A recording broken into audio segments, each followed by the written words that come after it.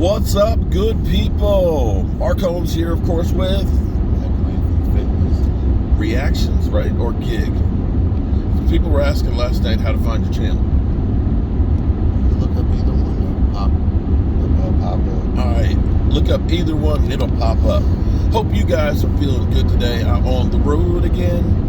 Just can't wait to get on the road again. Yeah, I got to take care of some work, my day job here down the country. Get this unit ready for people to move in next week.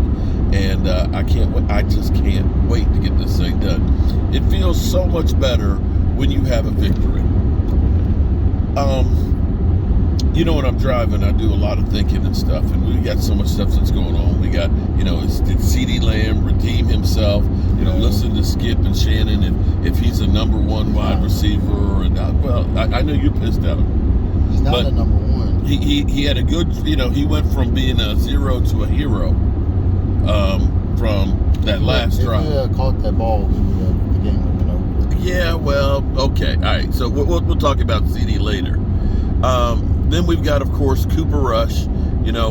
Skip Bayless says, of course, CeeDee Lamb responds to Cooper Rush for whatever reason, and that Dak Prescott is just not the guy. But that's Skip Bayless' stuff. But I want to point out something here that's literally the elephant in the room in my mind, okay? And that is the Cowboys have actually found the right formula to win. And I was talking to my man DMV earlier, and I was actually talking to my man Cowboys Crunk. Cowboys Crunk, I'm going to try and do some stuff with him tonight because he is actually training to become an NFL official. He's doing college games and high school games and stuff like that. But I want to talk to him about the officiating last night, like that literally tackle that wasn't considered pass interference or illegal contact, and some of the other calls. Are we just crying and whining because we're Cowboy fans, or is there legitimately the NFL is just shaded against the Cowboys? But we'll talk about that later. But I was saying to DMV that sometimes in life you don't change until you're forced to be changed. And when you look at the Dallas Cowboys in 2011 and 12 and 13, we were slinging the rock like crazy with Tony Romo. One of those years, Tony Romo threw for 4,903 yards. Most yards he's ever had in his career in a season. And in fact, the Dallas Cowboy record by 1 yard. But the crazy thing is, that year, we were 8-8 that season. Enter 2014. 2014, Tony Romo starts the season coming back from back surgery, and we have a horrendous game to open the season against the San Francisco 49ers. We realized that Tony Romo needs more time to heal, that Tony Romo couldn't get the ball down the field, and so they said, we must run the football. And we did. DeMarco Murray, over 1,800 yards rushing in Dallas Cowboys record. Tony Romo, 3,800 yards passing the football, and 36 TDs with only 9 interceptions. Probably the greatest year he had, but he had a great running attack. And the Cowboys realized, because they were forced to change, because Tony Romo couldn't sling the ball 70% of the time, to run the football. And the light bulb came on. Well, here's the thing. Everybody's going to go through that, just CeeDee Lamb and Cooper Rush, they're just, on a different level than Dak Prescott and CeeDee. But here's the thing that's lost in this. A, our defense is keeping teams from scoring, giving us decent field position. And B, we have been balanced and able to run the football. When you can run the football, play action is incredible. Of Cooper Rush's about 220 yards that he threw, 158 of them were because they came out of play action. 9 completions, 90% quarterback rating, because the teams are so worried about stopping Zeke Elliott and Tony Pollard. The linebackers, the safety are getting sucked in there. You bootleg and you've got an advantage. You end up putting the cornerback on an island where it's an RPO, which is run pass option. You end up using 12 personnel where now teams are worried about thinking you're going to stop, you're going to run the football. And it's not rocket science. I've been screaming this is the winning formula for the Cowboys. You end up grinding it out, and when they keep trying to stop it, that's when you hit them with something else. You hit them with guys outside. And instead of being like we were against Tampa Bay, where we just threw the ball 77% of the time, where you got 2-man routes with 7 defensive backs, that's not winning formula. That's not winning football.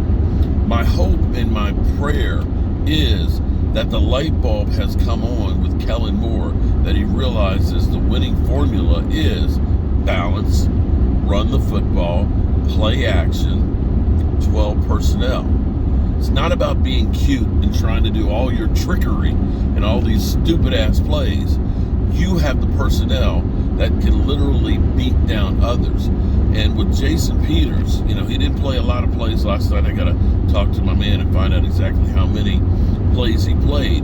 But you can see that he can block.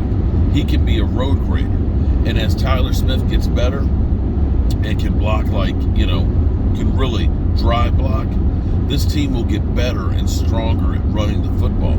And when that happens, and when Dak Prescott comes back, I know you Dak Prescott haters don't want him back, I hope that Kellen Moore doesn't fall back into the love of just saying, we're just going to throw and throw and throw. The strength of your team is balance. It is play action. It is the 12 personnel. I probably sound like a broken freaking record, but you can look at it in real time what this team has done. Going into this game, and I love Eagle fans. I love you guys. You talk about how, pump the brakes, it was just the Giants. Going into that game, that team, say what you will, went to Tennessee and beat the Tennessee Titans on their home field. Be that as it may, they stopped Derrick Henry and a team that was a playoff team last year.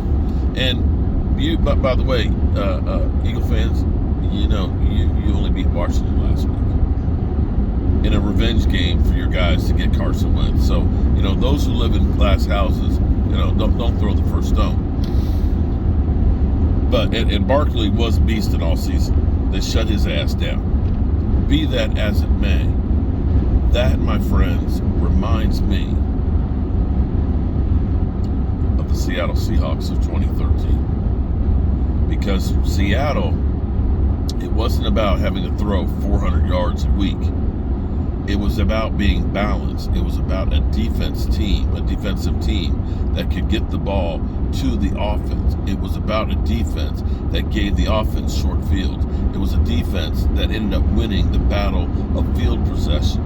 And it was an offense that didn't turn over the football, that was efficient when they passed the football and could run the football. And that is the winning formula for the Dallas Cowboys. If they do that, as opposed to saying, we're just going to keep throwing the ball, 70% of the time, and defenses can play nickel against you, you're not going to win as much as you do with what you did last night. I applaud Kellen Moore, although if you watch DMV, when he points out about late in the half, where instead of running the football to run off more clock on the third